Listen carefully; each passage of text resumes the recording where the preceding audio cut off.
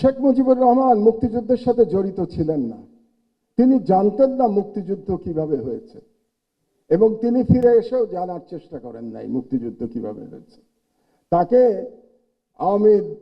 আওয়ামী লীগের লোকজন যা বলেছে এবং ভারতীয় পক্ষ যা বলেছে সেটাকেই তিনি ধরে নিয়েছিলেন, এটাই মুক্তিযুদ্ধের ইতিহাস ছিল। এই জন্যই তিনি ব্যর্থ হয়েছিলেন। জনাব তারেক রহমান, আপনি 17 বছর দেশে ছিলেন না, আপনি জানেন না এখানে কি হয়েছে। আপনার বিশিষ্ট লোকজন আপনাকে যা বলেছে এটাই আপনি শুনেছেন, এবং এখন যারা মিডিয়ার নতুন বন্ধুরা আপনাকে যেটা বলছে সেটাই আপনি শুনছেন, এবং সেটাই আপনি মনে করছেন এটাই বাংলাদেশের 17 বছরের ইতিহাস।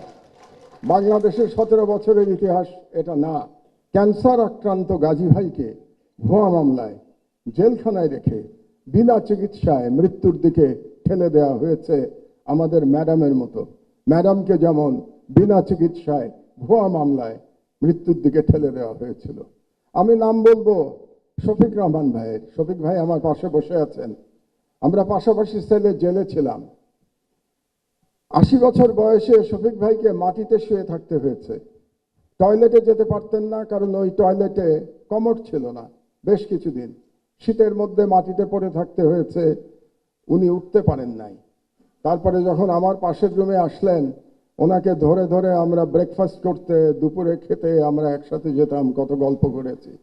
শফিক রহমানের জন্য কেউ আপনারা দাঁড়ান নাই, এটাই ছিল ফ্যাসিবাদের চরিত্র।